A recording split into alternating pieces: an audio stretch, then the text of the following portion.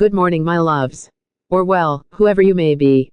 Today's video, as you know, a tad bit spicy and controversial, and because I have no original ideas that won't take too long to do, and because my fingers are literally itching to edit another one of these, I'm back with another unpopular K-pop opinions video.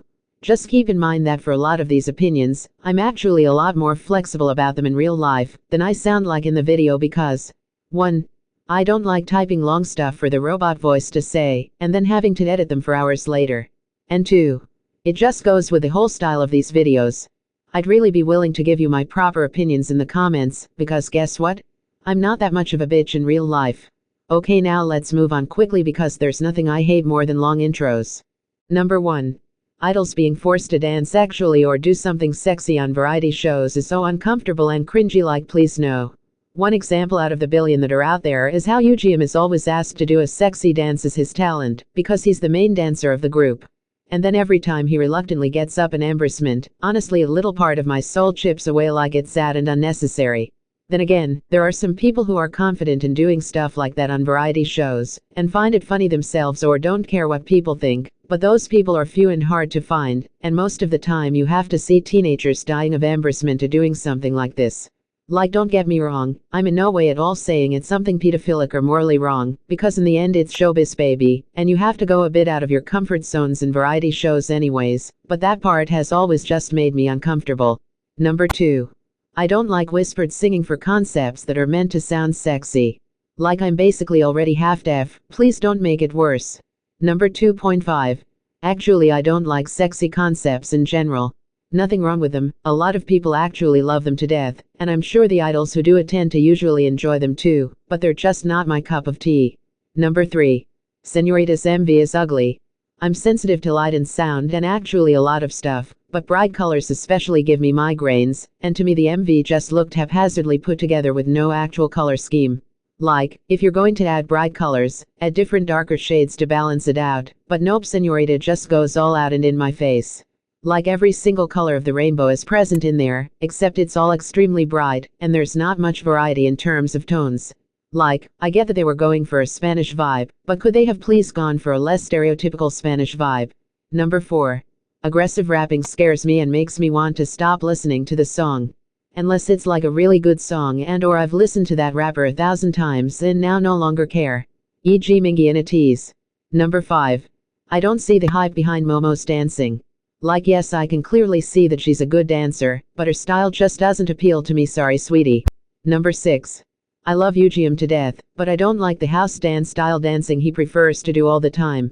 Like, when I first saw it I was just like, whoa, this is new, I love it, but now I think I've seen it too many times and have gotten bored of it, especially since moves from it have been incorporated into GOT7's dances and Just 2's dances too. Number 7. I don't even stan NCT and don't know much about them to be honest, but their unit system concept is so easy to understand, like sis, I don't see the complication behind it. Just imagine a school where you have classes. One class is there for when you first enter the school as a kid, and as soon as you reach a certain age you graduate to the next class. Imagine another class to be like an I don't know honors class. When you get in there, you're there for life. You can add more people to the class, but you can't take someone out. Lastly, imagine there's a group project coming up. The school will choose certain people to form a group that will do that project together and present it. That's the third NCT group. And then there's Wavy, made up of the Chinese members. Like, how is this complicated? I'm so confused. Number 8. Junho from 2PM is the best idol actor. Like, I'm actually shooketh with how good at acting he is, to the point where if he had debuted as an actor in the first place, he would have gotten roles left, right and center from the get-go. Number 9. Gfriend's title track sound exactly the same. Like, I don't know if it's just me, but if you played one of their title tracks to me, I would have no idea which one it is.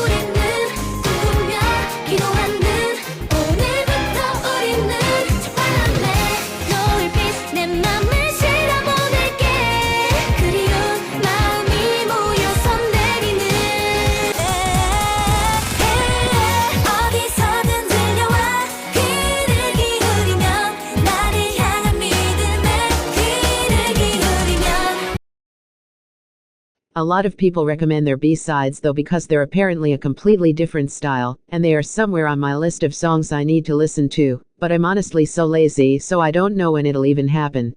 If you like Gfriend, please recommend me like 1 or 2 songs that you really loved from their B-sides, because there's no way I'll ever get to listening to their full album. Number 10. In Luna's Butterfly, the fly like a butterfly part is so high-pitched that it makes me uncomfortable and my ears cringe. Like that would have been my fave bit in the song if the pitch was just a tad bit less shrill and ear-piercing, because the tune to that part is so good, and it got stuck in my head for so long, but I mean what can you do? You get what you get. Number 11. ATEEZ and NCT have the best choreographies. Like, I'm just surprised every time I see a new one, and then have to watch it on repeat like just wow. Number 12. Just 2's Focus on Me dance is a masterpiece, and I can watch it over and over again.